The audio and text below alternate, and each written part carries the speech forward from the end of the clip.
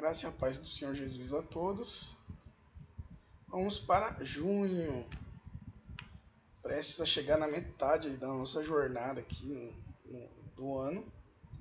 Então, a esse capítulo aqui, esse conjunto de capítulos, eu dei o nome de sabedoria e tolice.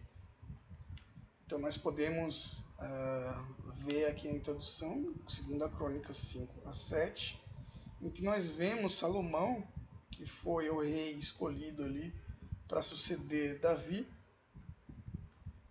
se dirige ao povo e a glória de Deus enche o templo. Então,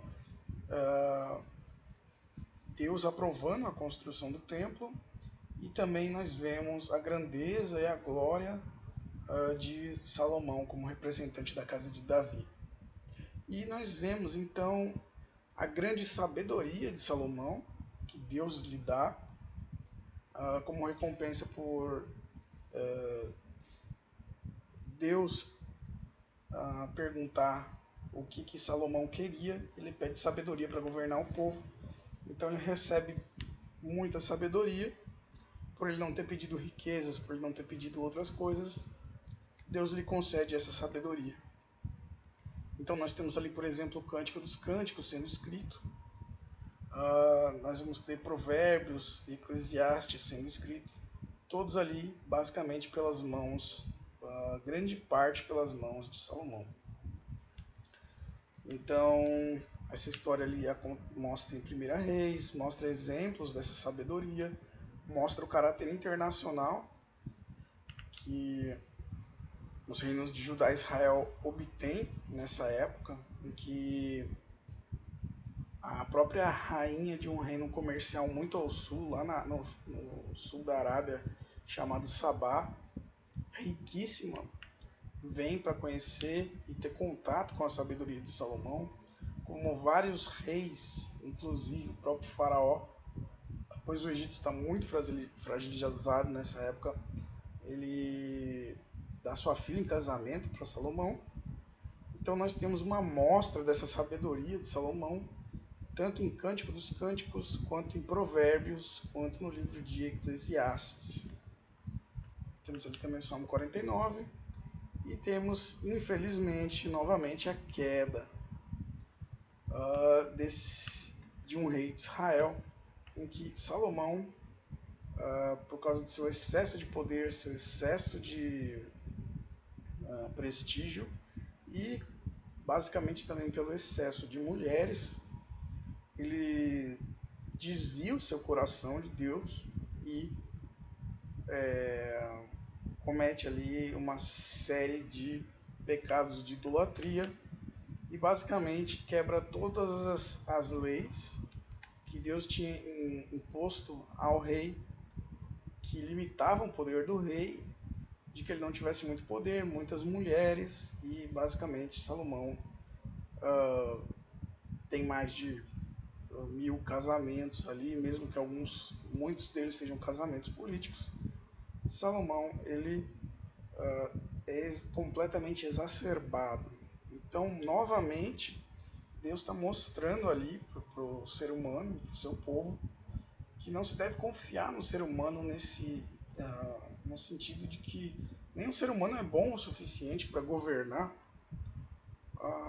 no lugar de Deus. Então, isso a gente já tinha visto com Davi, que era um homem segundo o coração de Deus, e a gente vê agora com o descendente, né, que é Salomão.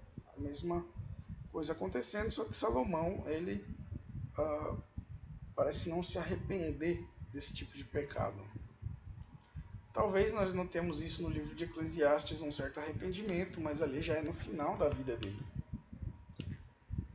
Então, devido a esse pecado, Deus envia um profeta chamado Aías para Salomão, e esse profeta ele tem 12 pedaços de pano, e ele rasga esses pedaços de pano, né? Ele rasga ali em 12 partes e dá 2 desses pedaços de pano para Salomão e diz: devido à sua desobediência, Deus está dividindo as 12 tribos novamente, e os reis agora de Judá não mais governarão sobre todas as 12 tribos. Então ele joga esses pedaços de pano, 2 pedaços de pano, aos pés de Salomão, que seriam o reino de Judá e algum outro reino que estivesse aqui, que é possível que tenha sido Benjamim ou Simeão.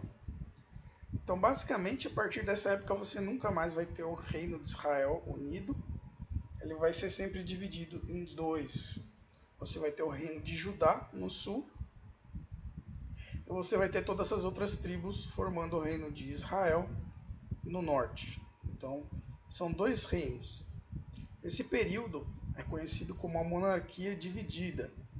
Então você vai ter um rei em Judá, com a capital em Jerusalém, e um rei em Israel, que por enquanto tinha a sua capital em Tirza. Até que, depois de um tempo, na época do rei Zimri, que pode estar relacionado ali, como a gente vê em 1 Crônicas, a casa de Saul, ele tenta dar um golpe, falha, reina uma semana e então ele incendeia o Palácio Real em Tirza e é necessária a construção de uma nova capital e Onri constrói essa capital que se chama Samaria, que vai aparecer e ser muito importante até a época do Novo Testamento. Basicamente essa cisão que se dá na morte ali de Salomão, ela se dá no ano de 930 a.C. E aí você tem Israel e Judá, e às vezes esses 2 reinos vão entrar até em guerra, né? Infelizmente, um com o outro. Então você vai ter ali o livro de Reis e de Crônicas contando essas 2 histórias, lado a lado, né? A história do reino de Judá e do reino de Israel. Aqui o descendente do rei Salomão é o filho dele, Roboão, uma péssima escolha. E em Israel, uma outra pessoa começa uma nova dinastia, que é o Jeroboão. E todos os reis de Israel eles vão ser infiéis a Deus, começando desse Jeroboão, que tem o filho Nadab, até esse Baasa, que vai ser alguém que vai dar um golpe de Estado, o Elá, que vai dar um golpe no Baasa, e o Zimri, que vai tentar dar um golpe e reinar uma semana. E quando ele vê que não vai conseguir, que o povo não escolheu ele para ser rei, escolheu o Onri, ele queima, né, o palácio ali, e aí tem a nova dinastia, que é a do Onri, que vai construir a capital em Samaria. Em Judá você vai ter o Abias, né, o Asa, que é um rei fiel, e o Josafá também, que é um rei fiel a Deus, mas que vai cometer um grave erro, a grave tolice de casar o filho dele, Jeorão, com a linhagem do Acabe, que é um rei péssimo, um rei idólatra, que começa a implantar em Israel, como ele é casado com uma fenícia, ele impõe ali em Israel o culto que é um culto de Baal. E nós sabemos que esse culto era terrível, né? Inclusive com sacrifícios infantis, prostituição cultural, terrível idolatria, né? Imoralidade e acúmulo de poder dos reis de forma violenta em detrimento do povo. Então Acabe, ele é um péssimo rei, o Onri também, que é o pai dele, né? Mas infelizmente o Josafá, ele acha ingenuamente que Judá e Israel deveriam andar juntos e voltar a ser um reino das 12 tribos. Ele tinha ali uma boa intenção no coração dele, mas ele isso foi um erro estratégico da parte dele. Realmente Deus não queria que Israel e Judá se unissem novamente. Não era da vontade de Deus.